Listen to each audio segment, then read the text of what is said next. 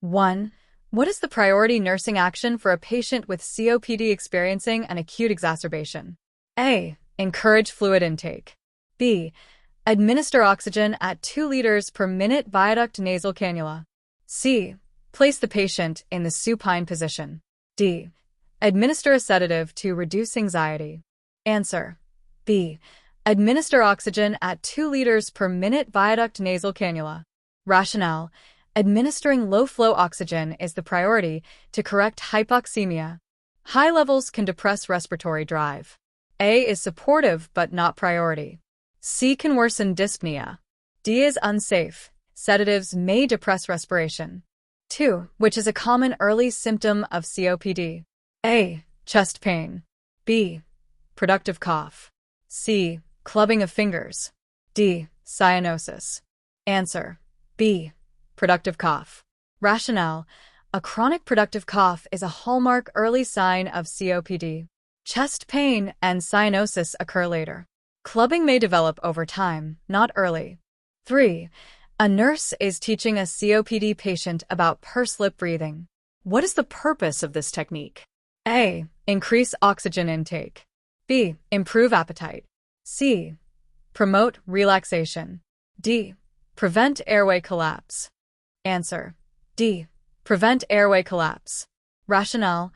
Pursed lip breathing helps keep airways open during exhalation by creating back pressure. A is a common misconception. C is secondary.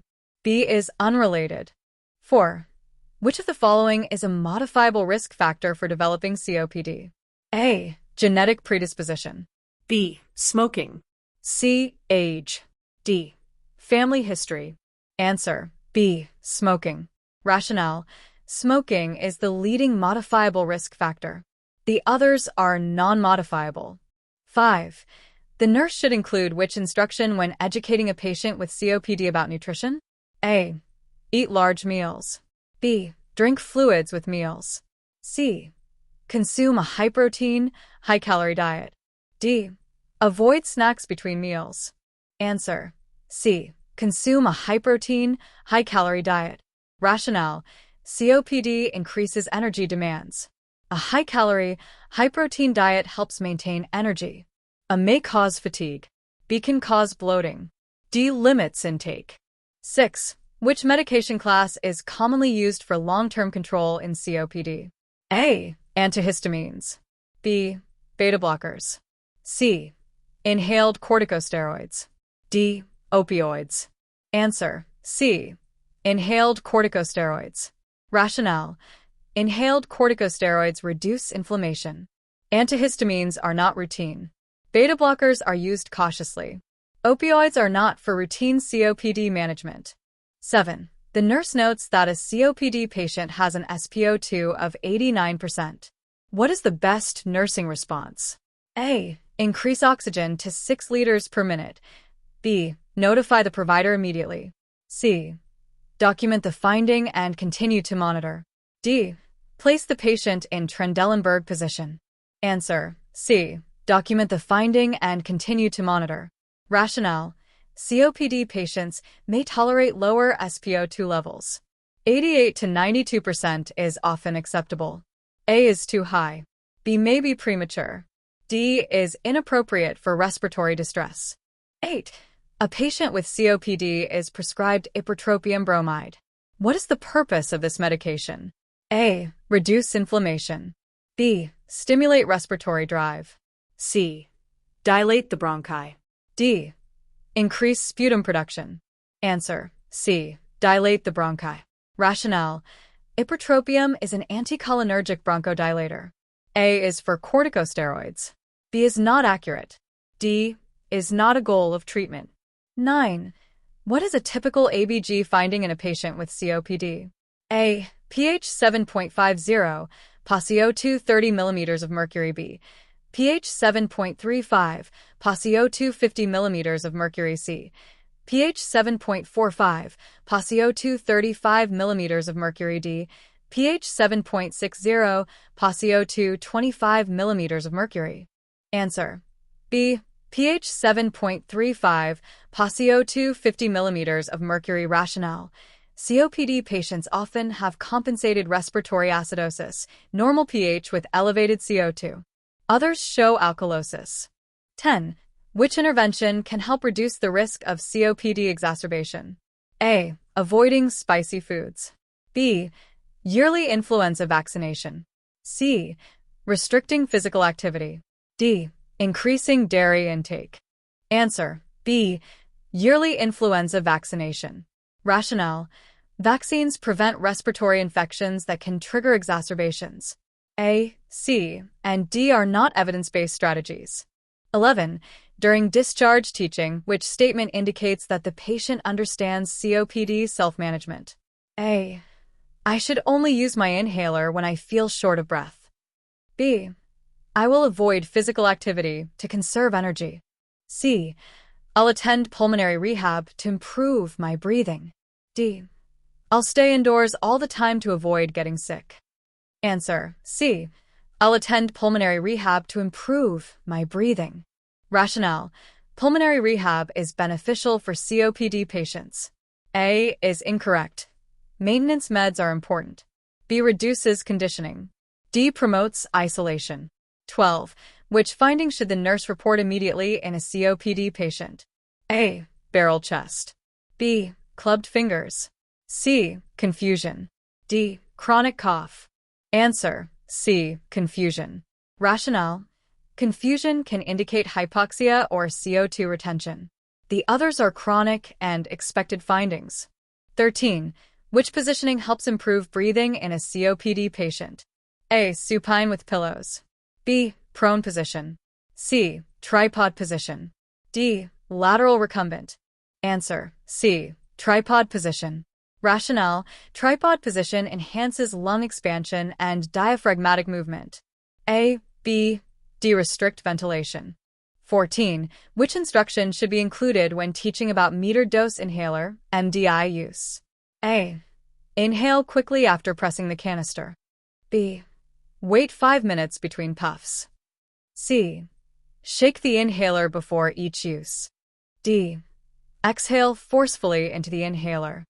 Answer: C. Shake the inhaler before each use. Rationale: shaking mixes medication properly. Inhale slowly, not quickly. 1 minute wait is enough. Never exhale into inhaler. 15. A nurse is caring for a COPD patient with fatigue and dyspnea. What should the nurse recommend? A. Complete all tasks in the morning. B.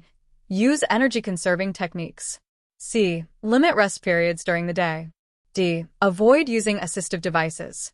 Answer: B. Use energy-conserving techniques. Rationale: techniques like sitting while bathing help reduce fatigue. A may cause exhaustion.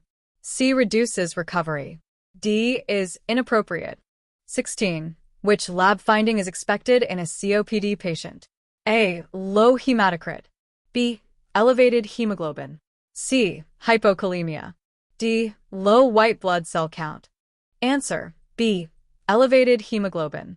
Rationale: chronic hypoxia can trigger increased red blood cell production. A, C, and D are not expected in COPD. 17. Why is smoking cessation critical in COPD management? A. It reverses airway damage. B. It prevents oxygen dependence. C. It slows disease progression. D. It reduces appetite. Answer: C. It slows disease progression. Rationale: smoking cessation doesn't reverse damage, but slows worsening. A is false. B is not always true. D is irrelevant. 18. Which ethical consideration is most relevant in end-stage COPD care? A. Encouraging daily exercise. B. Supporting advance directives. C. Avoiding palliative care. D. Withholding medication. Answer: B. Supporting advance directives. Rationale: patients with terminal COPD should be encouraged to express wishes through directives. A is unrealistic. C and D are unethical unless based on directives. 19. What should the nurse do first when a COPD patient becomes increasingly drowsy and difficult to arouse? A. Suction the airway. B. Stop oxygen immediately. C. check oxygen saturation and notify the provider. D. Stimulate the patient to wake up. Answer: C. Check oxygen saturation and notify the provider. Rationale: drowsiness may indicate CO2 retention. Assess oxygenation and notify the provider urgently.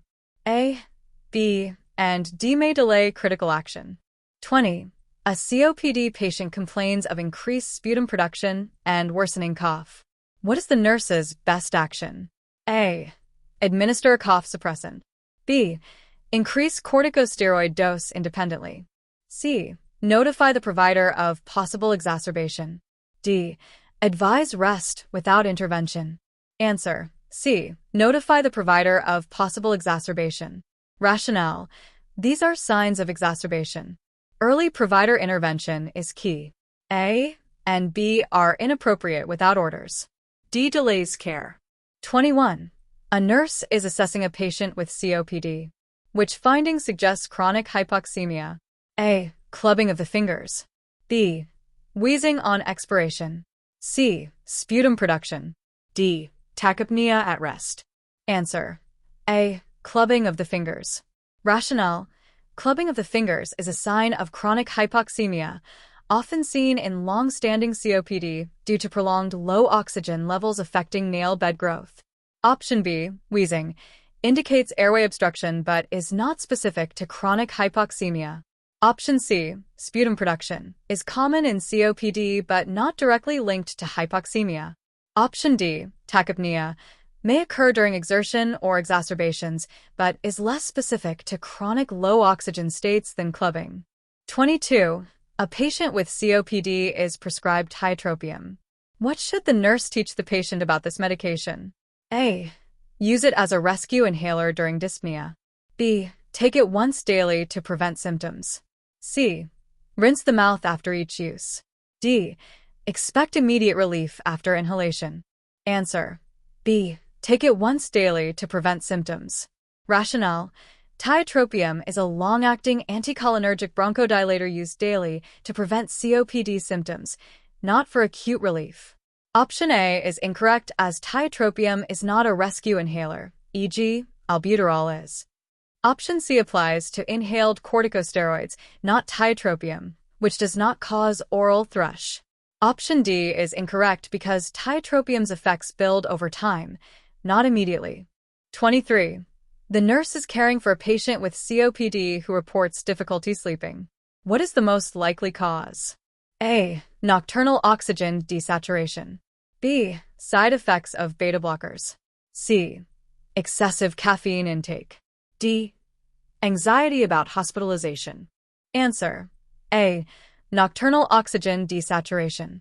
Rationale: nocturnal oxygen desaturation is common in COPD due to hypoventilation during sleep, leading to disrupted sleep patterns. Option B is unlikely unless the patient is on beta blockers, which are not directly linked to COPD-related sleep issues. Option C may contribute but is less likely than hypoxemia. Option D is possible but less specific, as sleep disturbances in COPD are often physiologically driven. 24. Which dietary recommendation is most appropriate for a patient with COPD? A. High-carbohydrate diet to boost energy. B. Small, frequent meals to reduce dyspnea. C. Low-protein diet to ease digestion. D. Fluid restriction to prevent edema. Answer: B. Small, frequent meals to reduce dyspnea. Rationale: small, frequent meals reduce gastric distension, which can compress the diaphragm and worsen dyspnea in COPD patients. Option A is incorrect as high-carbohydrate diets may increase CO2 production, straining respiration. Option C is incorrect because adequate protein supports respiratory muscle strength. Option D is inappropriate as hydration helps thin mucus unless contraindicated by other conditions. 25. A patient with COPD is experiencing an exacerbation. Which medication should the nurse anticipate administering first? A. Oral prednisone. B. Inhaled albuterol. C. Intravenous antibiotics. D. Long-acting tiotropium. Answer: B. Inhaled albuterol. Rationale: inhaled albuterol, A short-acting bronchodilator is the first-line treatment for acute COPD exacerbations to rapidly relieve bronchospasm and improve airflow. Option A, prednisone, is used for inflammation but acts slower. Option C, antibiotics, is given if infection is confirmed, not immediately. Option D, tiotropium, is for maintenance, not acute relief. 26. The nurse is teaching a patient with COPD about smoking cessation. Which statement by the patient indicates understanding? A. I'll switch to e-cigarettes to avoid nicotine. B.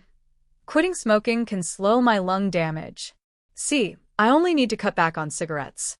D. Smoking doesn't affect my COPD anymore. Answer. B. Quitting smoking can slow my lung damage. Rationale. Smoking cessation is critical in COPD to slow disease progression and preserve lung function. Option A is incorrect as e-cigarettes still deliver harmful substances. Option C is incorrect because reducing smoking is less effective than quitting entirely. Option D is incorrect as smoking continues to worsen COPD at all stages. 27.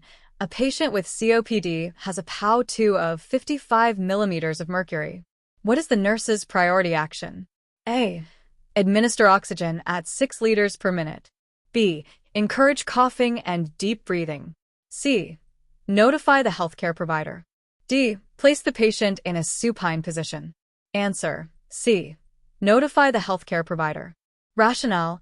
A PaO2 of 55 millimeters of mercury indicates severe hypoxemia, requiring medical evaluation to adjust oxygen therapy or other interventions safely, as COPD patients are sensitive to high oxygen levels that may suppress respiratory drive.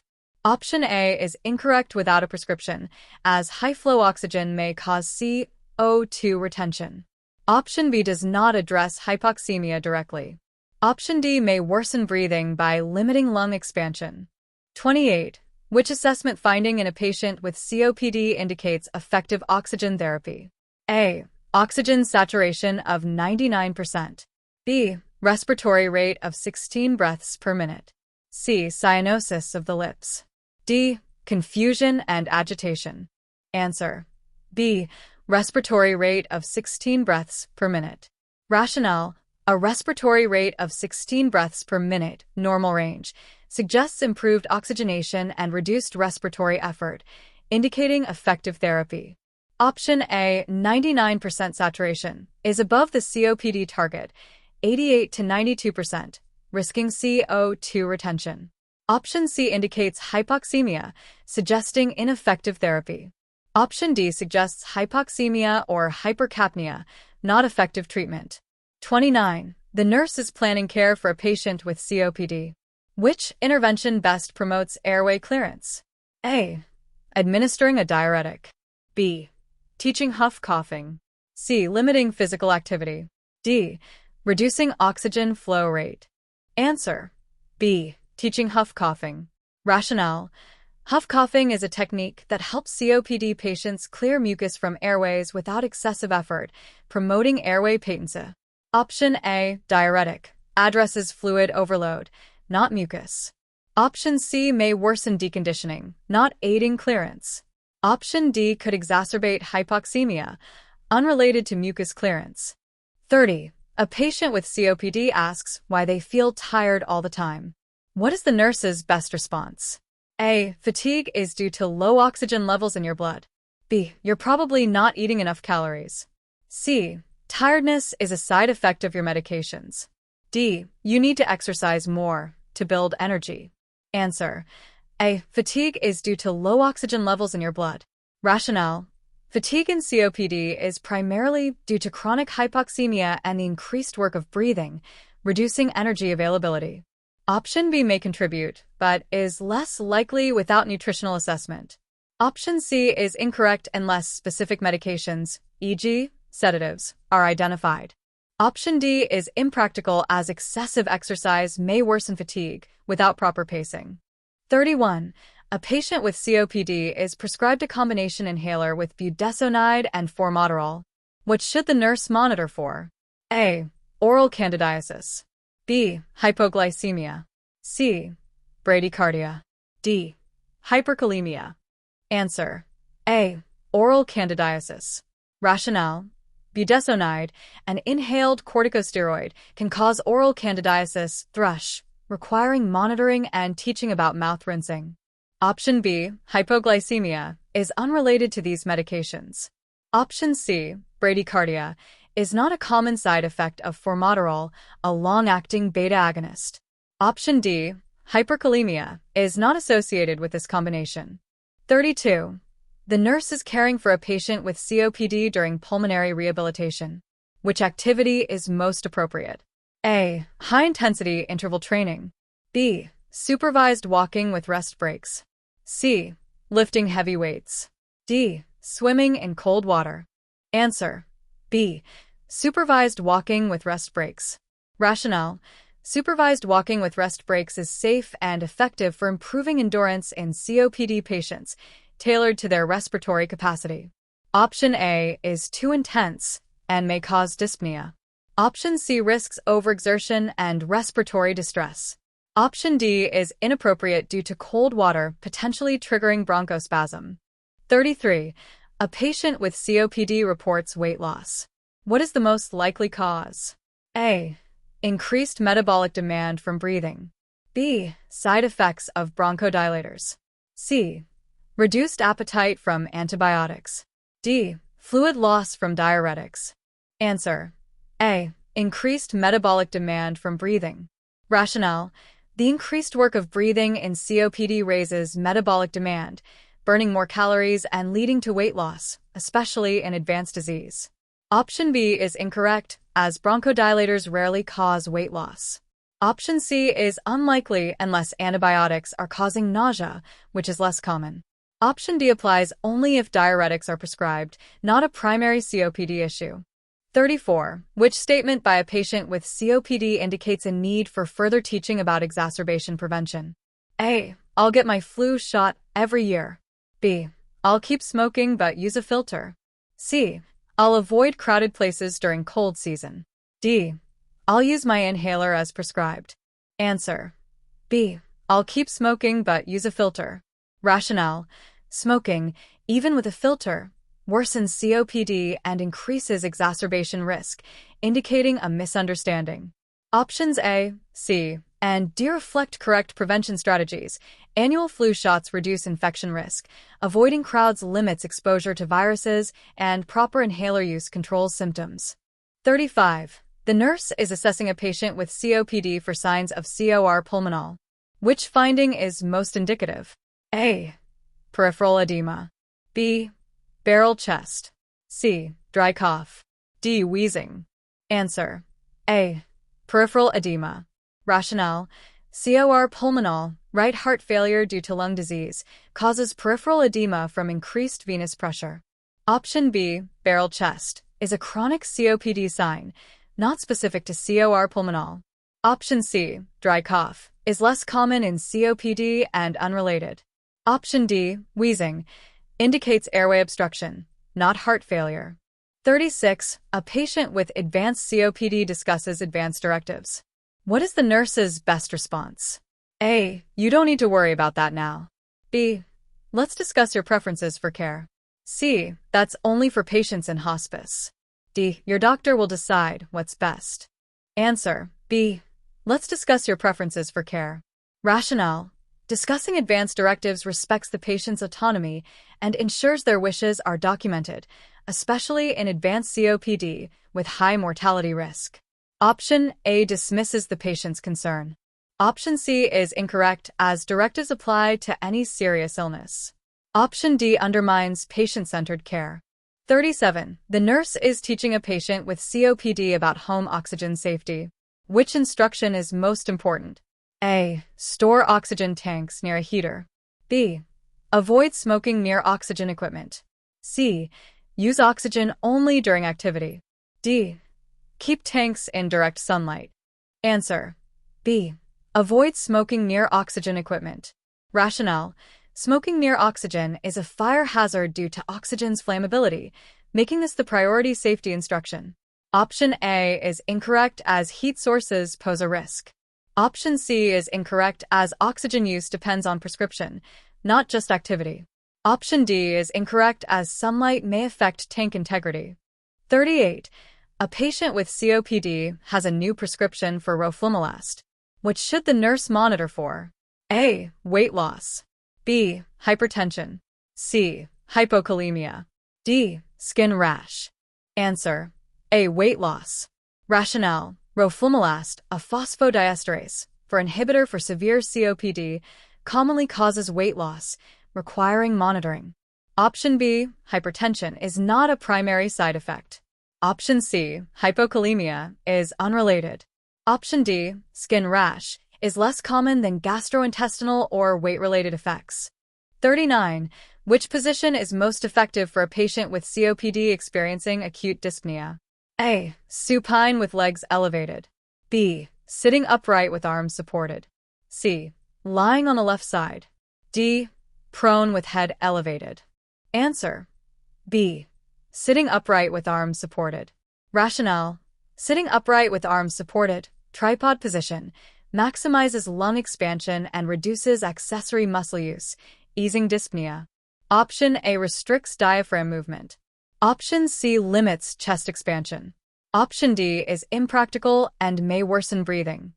40. The nurse is evaluating a patient with COPD after teaching about medication adherence. Which action indicates understanding? A. Skipping doses when feeling better. B. Using a spacer with the inhaler. C. Taking extra doses during dyspnea. D. Storing inhalers in the bathroom. Answer: B. Using a spacer with the inhaler. Rationale: using a spacer improves medication delivery to the lungs, enhancing effectiveness and indicating adherence to proper technique. Option A risks symptom recurrence. Option C may lead to overdose. Option D is incorrect as humidity can degrade inhalers.